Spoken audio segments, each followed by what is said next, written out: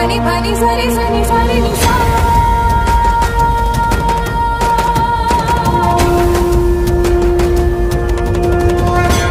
आहेत। टाळ मृदुंगाचा घोष हा आपल्या कानावर पडता क्षणी एक प्रकारची समाधी आपणाला लागू शकते, असा हा टाळ मृदुंगाचा जयघोष। आणि हा जयघोष सुरू असतानाच आपणाला हे थेट प्रक्षेपण आपण घरी बसून अनुभवत आहोत।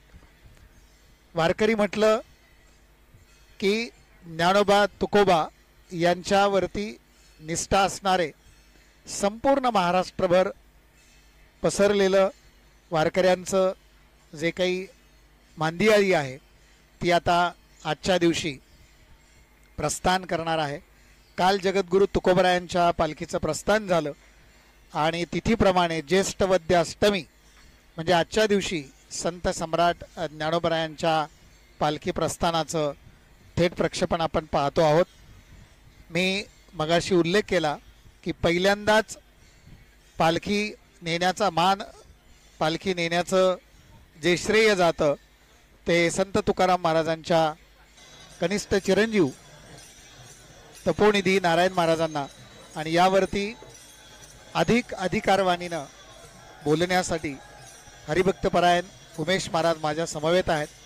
पुन्हा एकदा मी प्राध्यापक दिगंबर ढोकले आणि हरिभक्तीपरायण उमेश महाराज बागडे आम्ही एकत्रितपणे आपल्याला हा सोहळा अगदी आपल्यापर्यंत पोहोचवण्याचा प्रयत्न करणार आहोत। आपण सगळे ही वारकरी आहात आणि ही एक नवीन संकल्पना संस्थान कमिटीच्या वतीनं गेल्या काही वर्षांपासून 5 वर्षांपासून म्हणजे कोरोना कालावधीपासून ही संकल्पना अंमलात आली आणि त्याचा अनेक लोकांना फायदा झाला। हा जो फायदा आहे तो शब्दात वर्णन करता येणार नाही। पालखीच्या बद्दलचं अधिकृतपणे त्याची माहिती आपण हरिभक्तीपरायण उमेश महाराज यांच्याकडून जाणून घेऊया। हरिभक्तीपरायण उमेश महाराज रामकृष्ण हरी। काल आपण जगद्गुरू तुकोबरायांच्या पालखीचंही निवेदन केलं आणि आज आपण ज्यांना सर्वच वारकरी अगदी शिरोधार्य मानतो असे कैवल्य साम्राज्य चक्रवर्ती संत सम्राट ज्ञानोबरायांच्या पालखी सोहळ्याचं प्रस्थान आता थोड्याच वेळामध्ये सुरू होत आहे। यावरती याच्यानंतरचा आवाज आपण ऐकूया हरिभक्तीपरायण उमेश महाराज यांचा।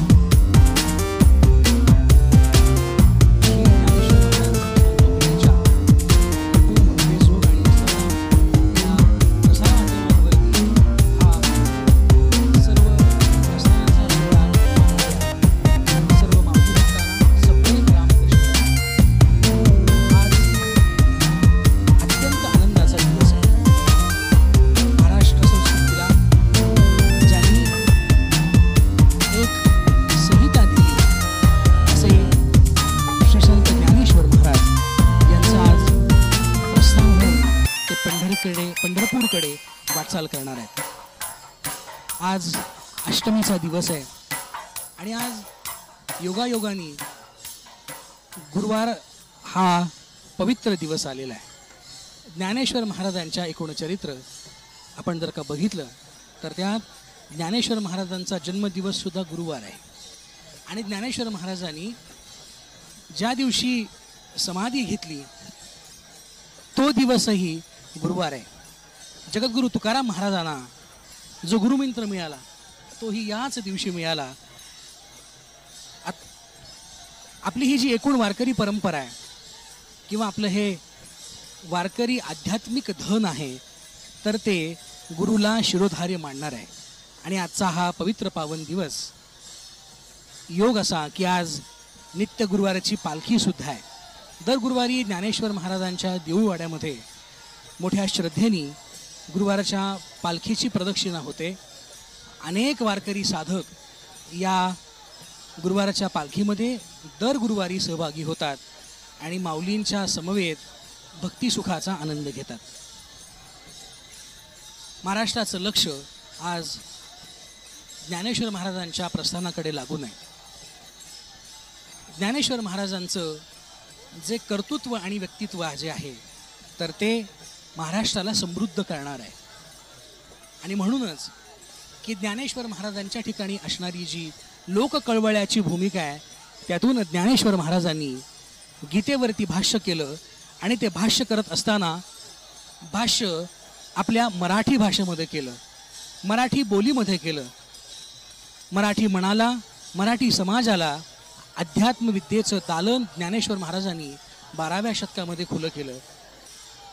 ज्ञानेश्वरीची संरचना करून सर्व भाविकांना ज्ञानेश्वर महाराजांनी आईच्या कळवळ्याने गीतेचा संदेश दिला. म्हणूनच ज्ञानेश्वर महाराजांना सर्व महाराष्ट्र माऊली म्हणून संबोधतो. माऊली या शब्दाची उत्पत्ती ज्ञानेश्वर महाराजांनी आपल्याच साहित्यात आत्म्याला माऊली म्हणून संबोधलंय या ठिकाणं केलेली आहे. आणि ज्ञानेश्वर महाराजांनी सगळ्या समाजाला एकत्रित घेऊन मिळविली मांदी वैष्णवांची असं ज्ञानेश्वर महाराजांच्याबद्दल बोललं जातं. आणि या सगळ्या वैष्णवांनी सगळा समाज एकत्रित करून भक्तीचं आदान प्रदान सर्वसामान्य जनतेपर्यंत केलं. ज्ञानेश्वरी आपण बघितली तर ज्ञानेश्वरीमध्ये ज्ञानेश्वर महाराजांनी अप्रतिम असा लोकसंवाद केलेला आहे. म्हणूनच या सगळ्या समाजाने, समकालीन संतांनी ज्ञानेश्वर महाराजांना आपली आई म्हणून संबोधलं. अशी आज माऊली आपल्या लेकरांना घेऊन जे पंढरीचं पीठ आहे, पंढरीचा जो परब्रह्म विठ्ठल आहे आणि ती आद्य माऊली, त्या माऊलींच्या भेटीला घेऊन सोबत जाणार आहेत उद्या. आणि आज पंढरपूरकडे प्रस्थान ठेवण्यासाठीची जी सगळी लगबग आहे ती पूर्ण करून ज्ञानेश्वर महाराजांची सगळी लेकरं माऊलींच्या समवेत आता टाळ, मृदंग, वीणा आणि पताका आणि नामस्मरणाने सोबत आहेत. माऊली ज्ञानेश्वर महाराजांनी त्यांच्या जीवनामध्ये केलेलं कर्तृत्व हे समाजाला उन्नत करणार आहे. आणि आज ज्ञानेश्वर महाराजांच्याचमुळे हा सगळा समाज, ही सगळी महाराष्ट्र भक्ती परंपरा इथे आपल्याला एकमेकात नांदताना दिसते. कुठेही भेद नाही, सगळे एकमेकांशी व्यवहार करताना आपले बंधू, आपण सगळे सोयरे हीच भावना मनात ठेवून ज्ञानेश्वर महाराजांचा संदेश आज गेली 750 वर्ष जोपासताना दिसत आहे. माऊली भक्तांनो, आजचं जे वर्ष आहे, चालू असणारं जे वर्ष आहे तर ते अत्यंत महत्त्वाचं आहे. संत ज्ञानेश्वर महाराजांच्या जन्माचं हे 750वं वर्ष आहे. जगद्गुरू तुकाराम महाराजांच्या वैकुंठ गमनाचं हे 375वं वर्ष आहे. आणि नामदेव महाराजांच्या संजीवन समाधीचं हे 675वं समाधी सोहळा आहे.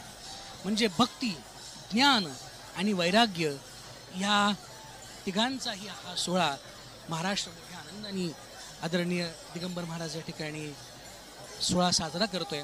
आत्ताच काही दिवसांपूर्वी, म्हणजे अगदी मागच्याच महिन्यात दिनांक 3 मे ते 10 मे या कालावधीमध्ये ज्ञानेश्वर महाराज संस्थान कमिटी आणि आळंदीकर ग्रामस्थ यांच्या वतीने अत्यंत भव्य दिव्य असा ज्ञानेश्वर महाराजांचा जन्मोत्सव आळंदी क्षेत्री संपन्न झाला.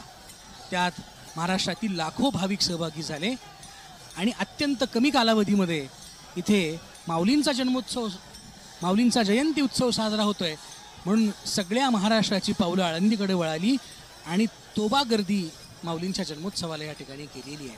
आणि तोच उत्साह, तोच जल्लोष प्रतिवर्षीपणे आपण बाहेर ही जी दृश्य सगळी बघताय तर धो धो पाऊस कोसळतोय आणि वारकऱ्यांमध्ये असणारा जोश, त्यांचे सगळे कपडे ओले चिंब झालेले आहेत. आणि असं असताना सुद्धा की देहभान विसरून आपण ही दृश्य बघा की एकच एक त्यांच्यामध्ये आनंदाचं उधाण आलंय.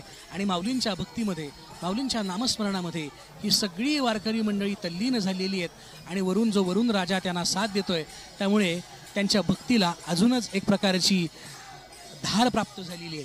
भक्तीची धारा आपण त्याला म्हणूया. दिगंबर महाराज, ज्ञानेश्वर महाराजांनी जी भक्तीची धारा प्रवाहित केली, भक्तीला प्रवाहित केलं. अगदी खरं. कारण दिगंबर महाराज की पाणी जे आहे तर पाणी एका ठिकाणी जर का साठलं तर त्याचं डबकं होतं आणि डबकं जर का झालं तर त्यात जीवजंतू निर्माण होतात आणि हळूहळू त्यातून दुर्गंध यायला लागतो. अशी काही परिस्थिती ज्ञानेश्वर महाराजांच्या पूर्वीच्या काळामध्ये आपल्याला झालेली दिसते.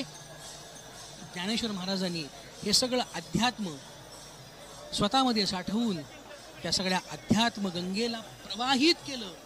वा. आणि तुकाराम महाराज असं म्हणतात की गंगा आली आम्हावरी तेथे करीन आंघोळी.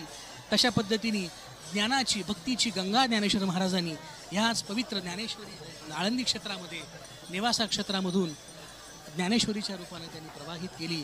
आणि त्या आनंद सुखामध्ये सारा समाज 750 वर्ष प्रवाहित असणाऱ्या गंगेमध्ये स्वतःला सुचिस्मंत अशा प्रकारचं करतोय.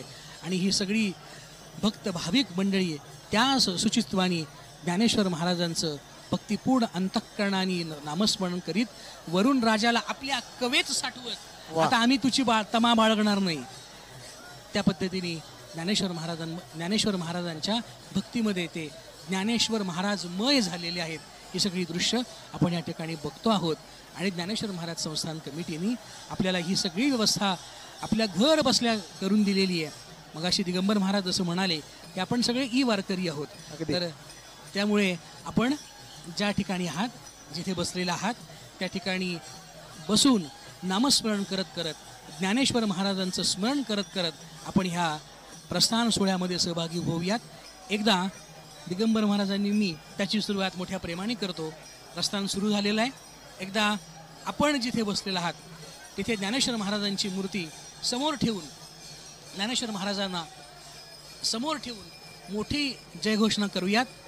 आणि पुंडलिक वरदाचा भरपूर मोठा असा गजर करूया. पुंडलिक वरदा हरी विठ्ठल श्री ज्ञानदेव तुकाराम माऊली पंढरीनाथ भगवान की जय. माऊली ज्ञानेश्वर महाराज की जय. जगद्गुरु तुकाराम महाराज की जय. सब संतन की जय. रामकृष्ण हरी महाराज महाराजांनी अत्यंत ओघवत्या शब्दामध्ये या पालखी सोहळ्याचं वर्णन त्यांच्या मुखारविंदातून आपण श्रवण केलं. आणि त्यातनं एक गोष्ट अधोरेखित झाली की अनेक सोहळे दरवर्षी हा पालखी सोहळा होतो, परंतु हा सोहळा एक आगळा वेगळा आहे, संस्मरणीय आहे. त्याचं कारण हे वर्ष म्हणजे संत सम्राट ज्ञानोबरायांच्या जन्माचं 750वे म्हणजे सप्तशतकोत्तर सुवर्ण महोत्सवी वर्ष ज्ञानोबरायांचा असल्यामुळे वारकऱ्यांच्या आनंदाला आणि संपूर्ण महाराष्ट्रातील सर्वच वारकरी असतील, सर्वसामान्य शेतकरी असेल, सर्व वर्गातील प्रतिनिधींच्या आनंदाला एक वेगळं उधाण आलेलं आहे.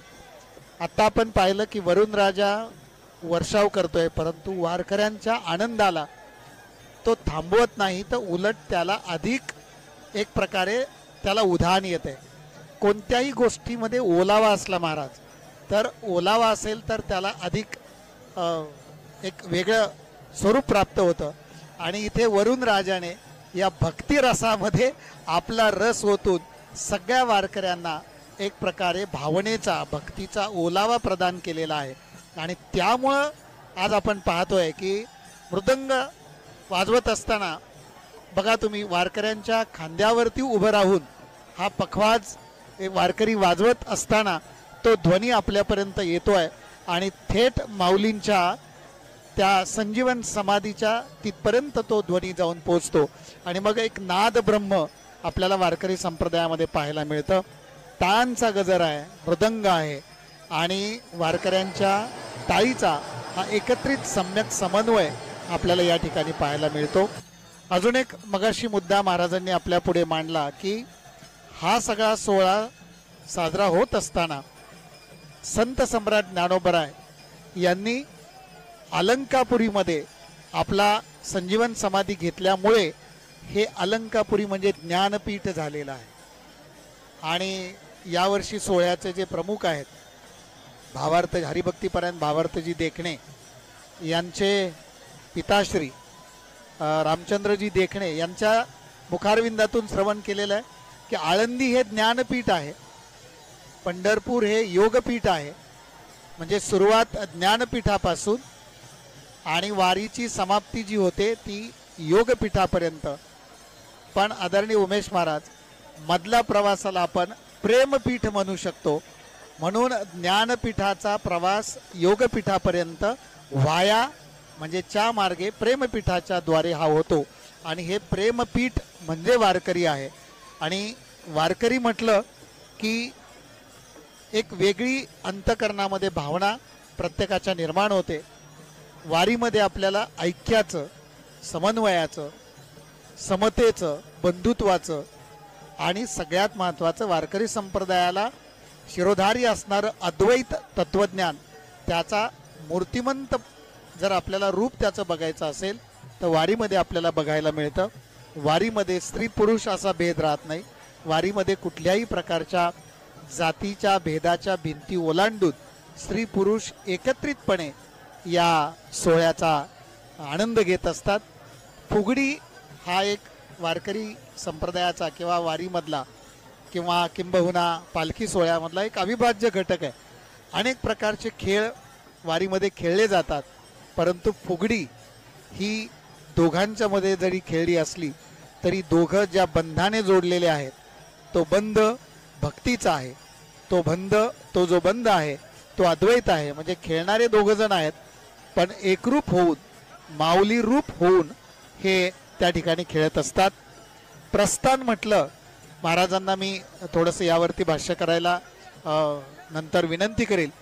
प्रस्थान या शब्दाची जर आपण फोड पाहिली तर प्रस्थी यते अनेन इति प्रस्थानम, म्हणजे निघणे हा एक अर्थ आहे. आता सगळे वारकरी जे आहेत ते आळंदीहून पंढरपूरला निघालेले आहेत. एका जीवाची शिवापर्यंत, परब्रह्मापर्यंत संतांच्या संगतीनं चाललेली ही वाटचाल आहे. आणि ही वाटचाल करत असताना प्रत्येक वारकरी जेव्हा वारीमध्ये चालत असतो तेव्हा अंतकरणामध्ये वारकरी संप्रदायाची प्रस्थानत्रयी म्हणजे ज्ञानेश्वरी, एकनाथी भागवत आणि जगद्गुरु तुकोबरायांची गाथा, ही प्रस्थानत्रयी वारकऱ्यांच्या अंतकरणात कायम असते. त्याचं कारण असं आहे की मगाशी महाराजांनी सांगितलं की मराठी भाषेमध्ये ज्ञानेश्वरी लिहिली, हा मराठी भाषेचा सर्वात मोठा बहुमान आहे. संत सम्राट ज्ञानोबरायांना 56 भाषा अवगत होत्या, पण तरीही मराठी भाषा माऊलींनी ज्ञानेश्वरीसाठी निवडली. यावरून ज्ञानोबरायांचं मराठी प्रेम या ठिकाणी आपल्याला अधोरेखित करता येतं, अधोरेखित होतं. आणि नुकताच मराठी भाषेला अभिजात भाषेचा दर्जा मिळालेला आहे. खरं तर महाराज, मराठी भाषा अभिजात होती, मराठी भाषा अभिजात आहे आणि ती कायमस्वरूपी राहणार. कारण का तर मराठी भाषेमध्ये ज्ञानेश्वरीची, एकनाथी भागवताची आणि जगद्गुरु तुकोबरायांच्या गाथेची निर्मिती झालेली आहे. आणि म्हणून ही अभिजात मराठी भाषा आपल्याला माऊलींच्या माध्यमातून, ज्ञानेश्वरीच्या माध्यमातून एक आईची भाषा आपल्याला कळते. मगाशी महाराजांनी उल्लेख केला की ऊन, वारा, पाऊस कुठलाही वारीमध्ये आलं तरी सुद्धा वारकऱ्यांना थोडी सुद्धा त्याच्याबद्दल त्यांना अडचण वाटत नाही. कारण ही सर्व लेकरं माऊलींच्या कुशीतून प्रवास करतात. आणि म्हणून जगातलं सर्वात सुरक्षित स्थान काय असेल तर तो असतो आईचा पदर. आईचा पदर जेव्हा डोक्यावर असतो तेव्हा मग कुठल्याच संकटाला व्यक्ती, मुलगा घाबरत नाही. आपण पाहताय फुगडी आणि फुगडी खेळत असताना इथे पोलीस बांधव खरं तर वारीच्या प्रेमात पडला नाही असा माणूस अवघ्या विश्वात शोधून सापडणार नाही. प्रत्येक जणाचं वारीवर प्रेम आहे. मग मुख्यमंत्री महोदय असू दे, पंतप्रधान असू दे किंवा आपल्या पोलीस दलातील साधा सेवक असू दे. तुम्ही पाहताय खाकी हे आपल्या संरक्षणाचं प्रतीक असणारी खाकी वर्दी आणि शुद्ध चारित्र्याचं प्रतीक असणारं वारकऱ्यांचं शुभ्र वस्त्र हे एकत्रितपणे जेव्हा फुगडी खेळतं तेव्हा आनंदाला एक वेगळी उधाण त्या ठिकाणी आलेलं असतं. आणखी एक फुगडीचा प्रकार आपण पाहतो आहोत की दोन वारकरी बांधव आपल्या तिसऱ्या बांधवाला आपल्या हातावरती घेऊन छान पद्धतीने एक प्रकारे गिरकी घेत आहेत, फुगडी खेळत आहेत आणि स्वतःच्या आनंदामध्ये ते रममान झालेले आहेत. टाळांचा जो काही नाद आहे तो थेट आपल्या अंतकरणापर्यंत पोचत असताना मी पुन्हा एकदा आदरणीय उमेश महाराजांना विनंती करतो की पालखी सोहळ्याचं जे ऐश्वर्य आहे, वैभव आहे, सुरू केली तपोनिधी नारायण महाराजांनी, परंतु त्याला खऱ्या अर्थानं ऐश्वर्य प्राप्त करून देणारे पुढे काही शितोळे सरकार असतील, हैबत बाबा असतील, तर यांच्याबद्दलचं जे काही खरा इतिहास आहे तो आपण महाराजांच्या कडून श्रवण करूया. आदरणीय उमेश महाराज बागडे, आपण ह्या पालखी सोहळ्याचं एकत्रितपणे लोकांच्या अगदी शब्द माध्यमातून लोकांच्या अंतःकरणापर्यंत आपण पोहोचतोय. आपल्याला आता भरपूर वेळ आहे, परंतु या टप्प्याटप्प्यामध्ये आपण वारीचा इतिहास, वारीचा आनंद, लाईव्ह प्रक्षेपणातील ज्या गोष्टी आपण पाहतोय, दिंडी क्रमांक रथाच्या मागची 11 ही आता देऊळवाड्यामध्ये आलेली आहे आणि ह्या सगळ्या गोष्टीचा इतिहास आदरणीय उमेश महाराज आपल्याला सांगतील. आदरणीय उमेश महाराज. आपण मगाशी म्हटल्याप्रमाणे 1600च्या शतकामध्ये जगद्गुरू तुकाराम महाराजांचे तृतीय चिरंजीव तपोनिधी नारायण महाराज यांनी पालखी सोहळ्याची सुरुवात केली. 1600 पासून हा कार्यक्रम अगदी 1800व्या शतकापर्यंत सुरू राहिला.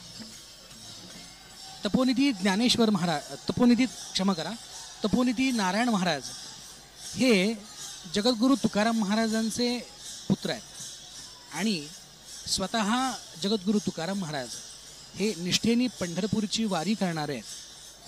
म्हणून तुकाराम महाराजांच्या नंतर तुकाराम महाराजांचे जे धाकटे चिरंजीव आहेत कान्होबा महाराज, तर कान्होबा महाराजांनी सुद्धा ती परंपरा पुढे चालू ठेवली. पण नारायण महाराजांनी केलेलं मोठं योगदान हे आहे की त्यांनी सप्तमीला देहूवरून निघायचं, त्या पालखीमध्ये तुकाराम महाराजांच्या पादुका ठेवायच्या, सोबत ज्ञानेश्वर महाराजांच्या सुद्धा पादुका ठेवायच्या आणि सप्तमीहून प्रस्थान करायचं. आजचा जो दिवस आहे अष्टमीला आळंदीला यायचं, ज्ञानेश्वर महाराजांच्या समोर भजन कीर्तनादी कार्यक्रम करायचे आणि मग पुढे पंढरपूरकडे मार्गस्थ व्हायचं. असा क्रम 300-350 वर्ष कायम सुरू राहिला. मगाशी आपण प्रास्ताविकामध्ये त्याचा थोडासा ओघवता परिचय आपण त्या निमित्ताने करून दिलेला आहे. दोन्हीही सोहळे, दोन्हीही संत एकाच पालखीतून पंढरपूरला जात असत.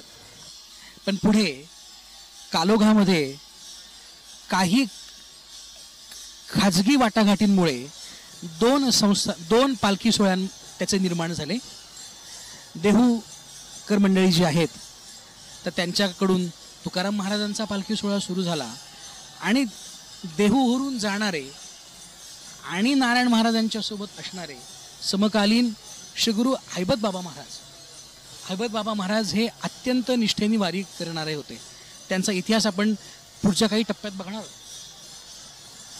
आणि हैबत बाबांच्या लक्षात असं झालं की आपण आता थांबून जमणार नाही, तर आपण ज्ञानेश्वर महाराजांच्या ज्या पादुका आहेत तर त्या स्वतंत्ररित्या आळंदीहून पंढरपूरला नेल्या पाहिजेत. म्हणून 1832 मध्ये श्रीगुरू हैबत बाबा महाराजांनी ज्ञानेश्वर महाराजांचं जे पादुकारूपी अधिष्ठान आहे ते आपल्या गळ्यामध्ये बांधलं. आता जो आपल्याला पालखी सोहळा दिसतो आणि त्याचं जे स्वरूप दिसतं तर ते पूर्वी तसं नव्हतं. श्रीगुरू हैबत बाबांनी जेव्हा पालखी सुरू केली, जेव्हा वारी आरंभली, तेव्हा पालखी नव्हती, अब्दागिरी नव्हती, छत्र नव्हते, तंबू नव्हता आणि रथही नव्हता. तर त्यांनी ज्ञानेश्वर महाराजांच्या पादुका स्वतःच्या गळ्यामध्ये बांधायच्या आणि त्या आपल्या हातामध्ये ठेवून ज्ञानेश्वर महाराजांचं भजन करीत करीत करीत पंढरपूरचा प्रवास करायचा. इथे ज्या पद्धतीने आपण स्क्रीनमध्ये बघतोय की हे वारकरी अगदी तल्लीन होऊन भजनात दंग आहेत. असेच हैबत बाबा महाराज, आपण ज्या देऊळवाड्यामध्ये बसलोय त्या देऊळवाड्यामध्ये विना मंडप आहे, तिथे त्यांनी शेवटच्या श्वासापर्यंत माऊलींचं भजन केलं. महाराज ज्ञानेश्वर माऊली हाच त्यांचा श्वास आणि प्रश्वास. आणि असं म्हणतात की ज्ञानेश्वर महाराजांच्या वरती त्यांचं इतकं प्रेम, इतकं समर्पण की जेव्हा श्रीगुरू हैबत बाबा महाराज माऊलींचं भजन करायचे तेव्हा माऊलींची समाधी डोलायची. इतकं अभिन्नत्व, इतकं प्रेम, इतकं समर्पण श्री गुरु हैबत बाबा महाराजांचं माऊलींच्या ठिकाणी होतं. आणि मग काही काळ हा प्रवास असा सुरू राहिला. मजल दर मजल करत ही सगळी मंडळी, त्यात खंडूजी बाबा आले, बरेच काही जी मंडळी आहेत त्या काळची समकालीन मंडळी, तर त्यांना सोबत घेऊन हैबत बाबा महाराजांनी हा श्री संत ज्ञानेश्वर महाराजांचा पालखी सोहळा सुरू केला. आणि आज तागायत तो ज्ञानेश्वर महाराजांच्या कृपेने वर्धिष्णू अशा प्रकारचा होतो आहे. मग हे हैबत बाबा जे आहे तर ते ग्वाल्हेरचे शिंदिया सरकार, त्या शिंद्यांकडे सरदार म्हणून होते. आणि आपण माऊलींचे भक्त आहोत. माऊली हे सगळे जगाची आई आहेत आणि त्यांना कैवल्य सम्राज्य चक्रवर्ती असं म्हटलं जातं. चक्रवर्ती असणाऱ्या ज्ञानोबांचा पालखी सोहळा निघाला पाहिजे. नुसतं दिंडीवरती आता काम बघावायला नको. आता ज्ञानदेवांच्या पादुका, माऊलींच्या पादुका पालखीमध्ये विराजमान करून आणि त्या खांद्यावर घेऊन मोठ्या रुतब्यामध्ये पंढरपूरला गेल्या पाहिजेत. आपल्या मनातली संकल्पना घेऊन हैबत बाबा महाराज हे ग्वाल्हेरला गेले महाजी राजे शिंद्यांकडे. आणि महाजी राजे शिंद्यांना त्यांनी आपला सगळा मनोदय सांगितला. आणि ज्ञानेश्वर महाराजांच्याकडे महाजी राजा शिंद्यांना प्रवृत्त करण्याचं काम अर्फाळचे साताऱ्यासारख्या दरीखोऱ्यात राहणाऱ्या शितोळे सरकारांनी केलं, क्षमा करा, हैबत बाबा महाराजांनी केलं.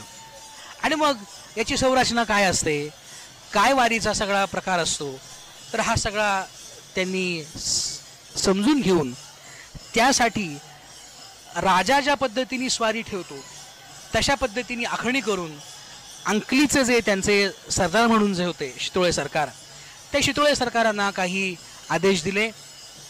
मध्यंतरीच्या काळात पंतप्रतिनिधी वगैरे म्हणून अशा बरीच ती मोठी श्रेय नामावली आहे. त्यात अगदी उंट होते, हत्ती होते, त्याचे वेगवेगळे जे सरदार होते त्यांचंही योगदान त्या काळी लागलं. पण आत्ता या क्षणापर्यंत जी जबाबदारी त्यांच्यावरती सोपवली असे शितोळे सरकार हे मोठ्या प्रेमाने अंकलीवरून आपले अश्व घेऊन येतात, माऊलीच्या ठिकाणी थांबतात, तो तंबू घेऊन येतात आणि दिलेली जबाबदारी स्वीकारल्यापासून या क्षणापर्यंत आपली सेवा त्यांनी निष्कामपणे चालू ठेवलेली आहे. तर आदरणीय दिगंबर महाराज की हे सगळं श्रेय जातं श्री गुरु हैबत बाबा महाराजांना, महाजी राजे शिंदे सरकारांना. म्हणजे आपण याबद्दल काही बोलतो आहोत तर ज्ञानेश्वर महाराजांकडे त्यांची वृत्ती वळवल्यानंतर महाजी राजे शिंदिया हे ज्ञानेश्वर महाराजांचे मोठे भक्त झाले. आणि त्यांनी मंदिराच्या विस्तारामध्ये, मंदिराच्या संरचनेमध्ये स्वतः आणि त्यांच्या सरदारांकडून मोठ्या प्रकारची भरीव देणगी देऊन हे ज्ञानेश्वर महाराजांचं मंदिर समृद्ध करण्याचं काम केलं. महाजी राजे शिंदे, शितोळे सरकार आणि तत्सम असणारे काही सरदार आणि हैबत बाबा यांच्या अनमोल योगदानाने हा पालखी सोहळा इथे सुरू राहिला आणि त्याचा दिमाग आज आपण बघतोय. पालखी सोहळा प्रस्थान जेव्हा होतं तेव्हा तिथे महाद्वारामध्ये हैबत बाबांची पायरी आहे. त्या पायरीचं पूजन अशा प्रकारचं तिथं केलं जातं. महाराजांना तिथे आव्हान अशा प्रकारचं केलं जातं. आणि आजही ज्ञानेश्वर महाराजांच्या पालखी सोहळ्यामध्ये विनेकरी जे असतात तर ते स्वतः हैबत बाबांचे प्रतिनिधी म्हणून हैबत बाबांचा विना पुढे घेऊन चालतात आणि जणू काही हैबत बाबांच्या उपस्थितीमध्ये आजही हा पालखी सोहळा मार्गस्थ होतो. अशा ह्या वारीच्या इतिहासाचा आपण काही भाग बघितला. वारी ही महाराष्ट्राचं संचित आहे, मी असं मगाशी म्हणून आलो. वारी जर का नसती, वारीचा हा दिव्य सोहळा इथे जर का नसता तर समाजाचं एकसंधत्व, समाज संघटन काय असतं आणि त्या समाज संघटनाचा परिणाम काय होऊ शकतो याचं उज्ज्वल स्वरूप महाराष्ट्रानं कधी पाहिलंच नसतं असं मला वाटतं. कारण की आपण जी वारी करतो, वारीची जी सगळी संरचना आहे तर ती समूहात्मक आहे. वारीमध्ये चालायचं म्हणजे ज्या दिंड्या असतात त्या दिंड्यांमध्ये विशिष्ट प्रकारची ओळ करून चालावं लागतं. ओळीने तिथे तो सगळा प्रकार करावा लागतो, भजनं करावी लागतात आणि संयम ठेवून, संयम बांधून अत्यंत शांत पद्धतीने प्रेमाचा अपरिमित भाव अंतःकरणामध्ये साठवून कितीही जरी अडचण आली, कितीही संकट आली तरी कुठलेही भाव व्यक्त करताना केवळ माऊली हा शब्दच बाहेर आला पाहिजे. ही जी अलिखित संहिता आहे ती संहिता कुठल्याही वारकऱ्याला शिकवली जात नाही. आज वारीमध्ये दाखल झालेला वारकरी आत्ता या क्षणापासून दुसऱ्याला माऊली म्हणायला सुरुवात करतो. त्याला आपण आपल्या सध्याच्या विस्तारलेल्या मराठी भाषेत डिसिप्लिन असं म्हणूया. मराठी मगाशी दिगंबर महाराजांनी अभिजात मराठीचं वर्णन केलं, पण तरीसुद्धा ज्या ज्ञानेश्वर महाराजांनी आपली ज्ञानेश्वरी, आपले शब्द ज्या मराठीमध्ये लिहिले, ज्या मराठीमध्ये ज्ञानेश्वर महाराज संवाद करत असतील, काय ती भाषा हो. म्हणून ज्ञानेश्वर महाराजांनी त्या भाषेबद्दल गौरव उद्गार काढताना असं म्हटलंय, माझा मराठाची बोलू कौतुके, पै अमृतातेही पैजा जिंके, ऐसी अक्षरे रसिके मिळवील. ज्ञानेश्वर महाराजांचं भाषेवरचं प्रेम, भाषेविषयी असणारी त्यांची तळमळ ही ज्ञानेश्वर महाराजांच्या साहित्यामध्ये आपल्याला पदोपदी पाहायला मिळते. आणि ज्ञानेश्वर महाराजांनी वापरलेली मराठी भाषा ही लोकसंवादात्मक आहे, लोकांशी ती संवाद करणारी आहे. आणि ह्या लोकसंवादी काव्याचा आविष्कार नंतरच्या कालावधीमध्ये संत साहित्यामध्ये आपल्याला पाहायला मिळतो. आणि जगद्गुरू तुकाराम महाराज तर हे त्याचे कळस ठरले.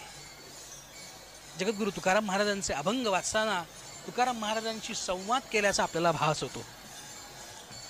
जगद्गुरू तुकाराम महाराजांच्या आणि एकूणच संतांच्या साहित्यावरती ज्ञानेश्वर महाराजांची छबी आहे, याच्यामध्ये कोणालाही शंका नाही. आणि ते सार्थ अशा प्रकारचं कर्तृत्व ज्ञानेश्वर महाराजांनी साहित्याच्या अंगाने केलंच. पण ज्ञानेश्वर महाराजांनी संतांचं थोर कर्तृत्व काय असेल दिगंबर महाराज, तर या सगळ्या आपल्या लेकरांना सोबत घेऊन जे आपलं मूळ परब्रह्म, जे आपलं मूळ स्वरूप आहे त्याच्या भेटीला घेऊन जाणं. आज ज्ञानेश्वर महाराज आपल्या सगळ्या वारकऱ्यांच्या समवेत आनंद उपभोगतायत. आणि उद्या स्वतःचं स्वरूप, सगळ्या माऊली भक्तांचं स्वरूप, एकूण वारीमध्ये सहभागी होणाऱ्या प्रत्येक वारकऱ्याचं स्वरूप हे कुठलं आहे तर आनंद अद्वय नित्य निरामय, जे का निजध्येय योगियांचे ते हे समचरण, साजिरे विटेवरी पहा भीमातिरी विठ्ठल. असा आनंद स्वरूप असणारा पांडुरंग ते आपलं मूळ स्वरूप आहे. आणि आपलं मूळ स्वरूप जर आपल्याला जाणून घ्यायचं असेल तर आपल्याला ज्ञानेश्वर महाराज आणि महाराष्ट्राच्या संत परंपरेला शरण गेल्याशिवाय दुसरा पर्याय नाही. कारण संघटन, संयम आणि शक्ती त्रिसूत्री जर प्रभावीपणे काम करू शकते, याचा उत्तम आदर्श जर कुणी घालून दिला असेल तर त्या आमच्या महाराष्ट्रातल्या वारकरी संत परंपरेनी. आता आपण थोड्या वेळ बाहेर जो म्हणून काही वारकऱ्यांचा जल्लोष सुरू आहे, वारकरी जे भक्तीमध्ये निमग्न झालेले आहेत तर त्यांच्यामध्ये थोडंसं सहभागी होऊया. आणि बाहेरचा जो सगळा टाळ मृदुंगांचा जो गजर आहे तो आपल्या कानात आपण सगळेजण साठवूया.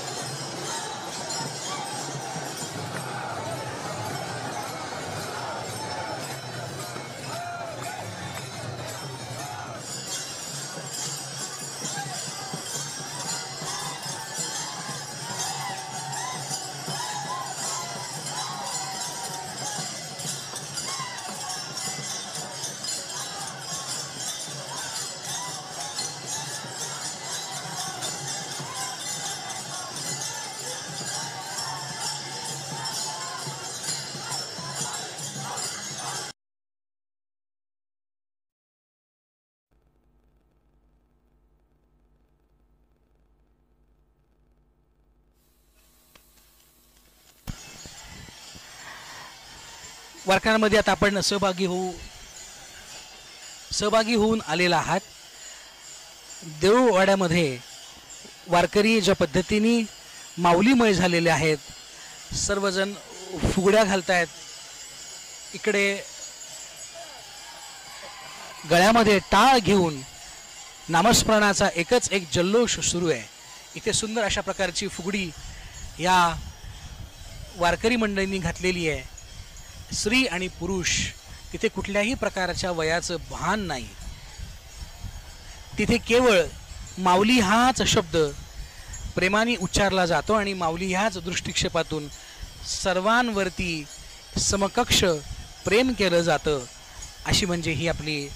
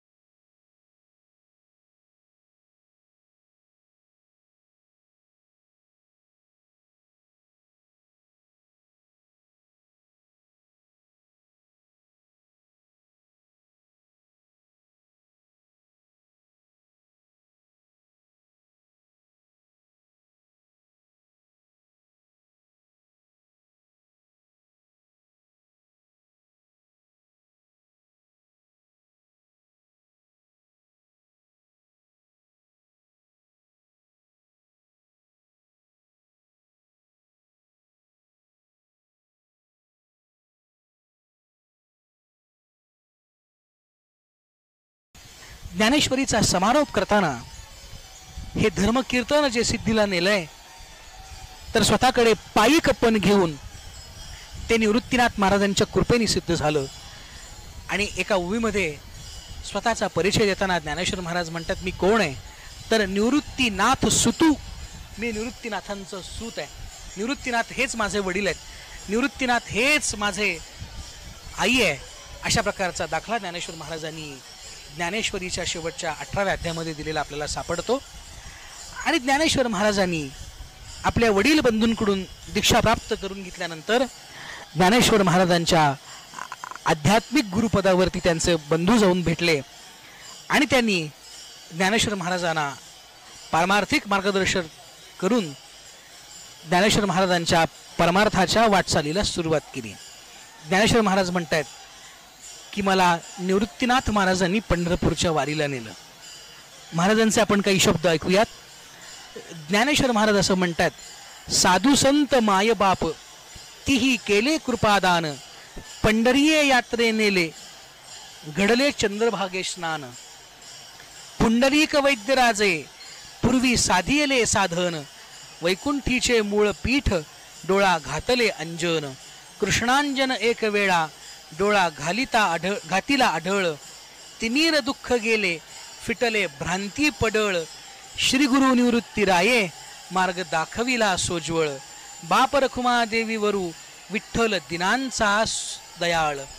की दिनांचा दयाळ असणारा जो पांडुरंग परमात्मा आहे, त्या पांडुरंग परमात्म्याला पाहण्यासाठी सर्वप्रथम मला निवृत्तीनाथ महाराजांनी नेलं. माझ्या सद्गुरूंच्या सोबत मी वारी केली, त्याचा दाखला देणारा हा अप्रतिम अशा प्रकारचा अभंग आहे. आणि साधू संतांनी माझ्यावरती कृपा केली, कृपेचं दान दिलं, पंढरपूरला नेलं आणि चंद्रभागेचं स्नान केलं. एका अर्थाने ज्ञानेश्वर महाराजांनी वारीमध्ये जाताना वारी पंढरपूरला गेल्यानंतर काय करावं याचा विधीच अशा प्रकारे या ठिकाणी आपल्याला सांगितलेला दिसतो. पंढरपूरला गेल्यानंतर पुंडलिकाचं दर्शन घ्यावं, चंद्रभागेचं स्नान करावं, पंढरपूर क्षेत्राची प्रदक्षिणा करावी आणि पंढरीनाथाचं दर्शन घेतलं. मग दुःखानं दाटून गेलेलं जे तिमिर आहे त्याची भ्रांत निघून जाते. भ्रांतीचं जे पडळ आहे, पडळ म्हणजे की अज्ञान, ते अज्ञान निघून जातं. आणि ते अज्ञान निघून जायचं जर का असेल तर त्यासाठी माझ्या निवृत्तीनाथांसारखे श्रीगुरू भेटायला हवेत. आणि ते जर का श्रीगुरू भेटले तर मग काय होतं. ज्ञानेश्वर महाराज म्हणतात की माझ्या ठिकाणी असणारं जे माऊलीपण आहे तर ते निवृत्तीनाथांमुळे. ज्ञानेश्वर महाराजांची ही सुंदर मूर्ती, समाधी आणि त्या समाधीची बांधलेली पूजा, एक टक त्याकडे बघत राहावं. आणि ज्ञानेश्वर महाराजांच्या डोळ्यामध्ये आपण जर का बघितलं तर ज्ञानेश्वर महाराज आपल्याशी नेत्रसंवाद करताय. आपण हा एकदा जरा अनुभव घ्या. आणि सगळे वारकरी भक्तजन बाहेर हरिनामाचा गजर करतायत.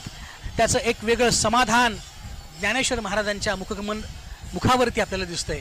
एक स्मित हास्य. ज्ञानेश्वर महाराज आनंदाने हा सगळा सोहळा आपल्या सगळ्यामध्ये सम्मिलित होऊन बघतायत. ही ज्ञानेश्वर महाराजांची समाधी आपल्याशी जणू काही बोलते असे भाव या समाधीच्या स्पंदनांमधून व्यक्त होताना दिसत आहेत. आदरणीय श्री दिगंबर महाराज आपल्याशी काही या संबंधीचे भाव व्यक्त करणार आहेत.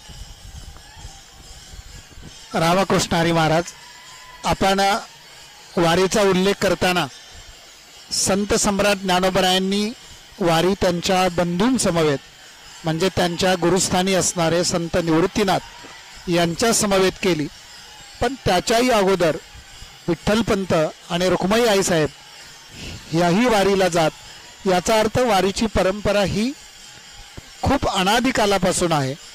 जगद्गुरु तुकोबरायांचे 8वे वंशज विश्वंभर बाबा आणि संत सम्राट ज्ञानोबरायांचे माता पिता विठ्ठलपंत आणि रुक्मिणी आईसाहेब हे समकालीन असल्यामुळे तेही वारीला त्या ठिकाणी जात.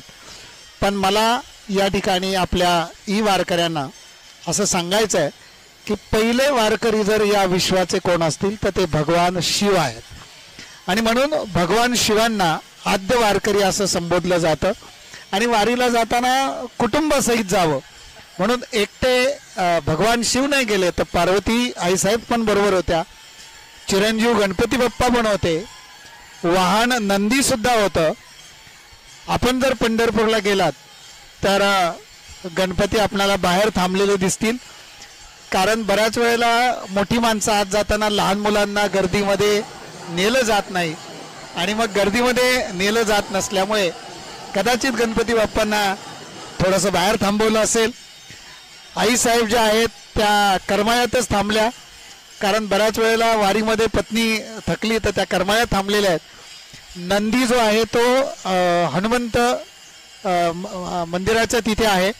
आणि प्रत्यक्ष शिव हे पांडुरंग परमात्म्याला भेटायला गेल्यानंतर त्यांचं स्थान जर आपण पंढरपूरला पाहिलं तर ते पांडुरंगाच्या मस्तकावरती शिवलिंगाची त्या ठिकाणी आपल्याला त्या ठिकाणी दर्शन होतं. वारकरी संप्रदायामध्ये हरी आणि हर हा भेद राहिलेला नाही. आणि म्हणून वारीचं एक वेगळी परंपरा आपल्याला या निमित्ताने पाहायला मिळते, अनुभवायला मिळते. फुगडी खेळताना आपण पाहतोय आणि मगाशी सांगितलं की स्त्री पुरुष हा भेद त्या ठिकाणी मावळून जातो. आता जर आपण या विश्वाचं जरा महाराज अवलोकन केलं तर बऱ्याच ठिकाणी युद्ध चालू आहेत. हे त्या रशियाचं आणि युक्रेनचं युद्ध चालू आहे, इस्रायल आणि पॅलेस्टाईनचं युद्ध चालू आहे. पण या सगळ्यांनी जर का आत्ता आपण पाहिलेलं माऊलींचं रूप पाहिलं तर अंतकरणामध्ये एकच भाव प्रकटतो, हे विश्वची माझे घर ऐसी मती जयाची स्थिर किंबहुना चराचर आपण झाला. राजस सुकुमार मदनाचा पुतळा आपल्याला जर पाहायचा असेल तर आता स्क्रीनवरती आपण पाहतोय. अत्यंत भरगच्च अशा फुलांनी माऊलींना सजवलेलं आहे. आणि मगाशी महाराजांनी सांगितलं की कृपादृष्टी काय असते माऊलींची, आपल्या आईची कृपादृष्टी. तर तुम्ही थेट माऊलींच्या डोळ्याकडे जर पाहिलं तर त्या कृपेचा वर्षाव तुमच्या अंतकरणापर्यंत होईल. अत्यंत साजिर रूप माऊलींचं या ठिकाणी आपल्याला संस्थांच्या वतीनं थेट तुमच्या मोबाईलच्या स्क्रीनवरती तुमच्या जे काही इलेक्ट्रॉनिक मीडिया असेल त्याच्यावरती तुम्हाला त्या ठिकाणी पाहायला मिळतंय. गुलाब पुष्पांचा हार तर आपण पाहिलाच, परंतु एक भव्य अशी वारकऱ्यांना प्रिय असणारी तुळशीची माळ या ठिकाणी आपल्याला तुळशीच्या माळेसारखं पण वेगळ्या फुलांची माळ त्या ठिकाणी आपल्याला दिसते. हे अत्यंत मनोहारी वेधून घेणारं चित्त अंजिराची पण दिसताना आपल्याला ती तुळशीच्या माळेसारखी दिसते, वास्तविक ती अंजिरांची माळ आहे. मगाशी महाराजांनी आपल्याला हैबत बाबांचं योगदान या ठिकाणी सांगितलं. महाराज, महाराष्ट्रामध्ये पायरीला खूप महत्त्व आहे. आपण जर पंढरपूरला गेलो तर संत नामदेवांची पायरी आहे, शेजारी संत चोखोबांची पायरी आहे, आणि आळंदीला जर आपण आलात तर हैबत बाबांची पायरी आहे. पण या सगळ्या 3 पायऱ्यांच्या बरोबर ज्यांच्यामुळे महाराष्ट्र घडला असे छत्रपती शिवराय. रायगडाला जर आपण गेला तर तिथं सुद्धा एक पायरी आहे, आणि ती पायरी सेवेच्या ठाई तत्पर हिरोजी इंदलकर हे आपल्याला त्या ठिकाणी अक्षर पाहायला मिळतात. म्हणजेच वारकरी संप्रदायामध्ये जशा 3 पायऱ्या महत्त्वाच्या आहेत, तशीच महाराष्ट्रामध्ये छत्रपती शिवरायांच्या रायगडाची जी पायरी आहे, हिरोजी इंदल ज्यांनी रायगड बांधला त्यांची पायरी सुद्धा या ठिकाणी आपणाला त्याचं स्मरण होतं. वारी म्हटलं तर वारकऱ्यांच्या मध्ये पंढरीची वारी आहे माझे घरी, अनेक न करी तीर्थव्रत. आता आपण पाहिलं की देहभान विसरून नाचणं, नृत्य करणं वारीमध्ये काय असतं ते आता आपल्याला काही क्षणापूर्वी पाहायला मिळालं. एकता, समता, बंधुता, हा बंधुत्वाचा एकत्रितपणे वाटचाल जर आपल्याला पाहायची असेल तर ती वारीमध्ये आपल्याला पाहायला मिळते. आणि पुन्हा एकदा ते सर्वांना मोहून ठेवणारं माऊलींचं रूप, आणि या 2 माता माऊल्या फुगडीचा आनंद घेतात. आणि वारकऱ्यांना अत्यंत प्रिय असणारा हा जो काही भगवा ध्वज आहे, वारकरी पताका आहे, ती पताका घेऊन माऊलींच्या समवेत सर्व वारकरी, ज्येष्ठ, श्रेष्ठ, लहान, वृद्ध, आबाल वृद्ध, स्त्री, पुरुष सर्व मंडळी ही वारीला त्या ठिकाणी अगदी आनंदाने जात असतात. देहभान विसरून जात असतात. कमरेवरती हात ठेवून आपणाला विठुरायाचं एक रूप या वारकऱ्यांच्या रूपामध्ये पाहायला मिळतं. आणि म्हणून मी जगद्गुरु तुकोबरायांच्या अभंगाच्या द्वारे वारीचं वर्णन करायचं झालं तर आपली सर्वसामान्य माणसांची बुद्धी तोकडी पडेल. म्हणून वारीचं वर्णन संतांच्याच भाषेत जर करायचं झालं तर ज्याच्या घरी पंढरीची वारी आहे त्याला आणखी कुठलंही तीर्थव्रत करावं लागत नाही. व्रत एकादशी करीन उपवासी, गाईन अहर्निशी मुखी नाम, नाम विठोबाचे घेईन मी वाचे, बीज कल्पांतीचे तुका म्हणे. संत जगद्गुरु तुकाराम महाराजांच्या अभंगवाणीमध्ये आपल्याला वारीचं महत्त्व वारंवार पाहायला मिळतं. आणि संत वाङ्मय जे आहे ते आपणाला या इहलोकीच्या संसारामध्ये पदोपदी मार्गदर्शन करणारं हे संत वाङ्मय वारीचं सुद्धा यथार्थ वर्णन करतं. पुन्हा एकदा आपण पाहतोय की एक वारकरी बांधव आणि वारकरी भगिनी एका वेगळ्याच पद्धतीच्या फुगडीचा आनंद घेताना आपण पाहतोय. वर्षभर माणसाच्या जीवनात सुखदुःख येतात, मान अपमान येतात. ती सुखदुःख, मान अपमान बाजूला ठेवून केवळ आणि केवळ आनंदाची, परमानंदाची अनुभूती आपल्याला जर घ्यायची असेल तर त्यासाठी वारीसारखं दुसरं कोणतंही साधन नाही. अभेद शिकवणारी विश्वबंधुत्वाची चालती बोलती कार्यशाळा म्हणजे वारी. कायिक, वाचिक आणि मानसिक तपाचं आचरण ज्या वारीमधून होतं ती ही वारी. आणि हे कैवल्य साम्राज्य चक्रवर्ती, कैवल्याचा पुतळा प्रकटला भूतला, चैतन्याचा जिवाळा ज्ञानोबा माझा. शांतीब्रह्म एकनाथ महाराजांनी आपल्या संत सम्राट ज्ञानोबरायांचं वर्णन करताना जे शब्द वापरलेले आहेत ते शब्द आपला काळजाचा ठाव घेतात. देहभान विसरून बेभान होऊन वारकरी या आनंदामध्ये सहभागी होत आहेत. मी मगाशी उल्लेख केला की शरीरानं पायानं चालणं म्हणजे कायिक सेवा आहे, कायिक तप आहे. मुखाने हरिनाम म्हणजे वाचिक आहे. आणि अंतकरणामध्ये ज्ञानोबा तुकोबा, ज्ञानोबा तुकोबा मगाशी महाराजांनी सांगितलं की या संपूर्ण महाराष्ट्रातील लोकांचा श्वास म्हणजे ज्ञानोबा आहेत आणि उच्छ्वास म्हणजे तुकोबा आहे. आणि म्हणून प्रत्येक पावलाला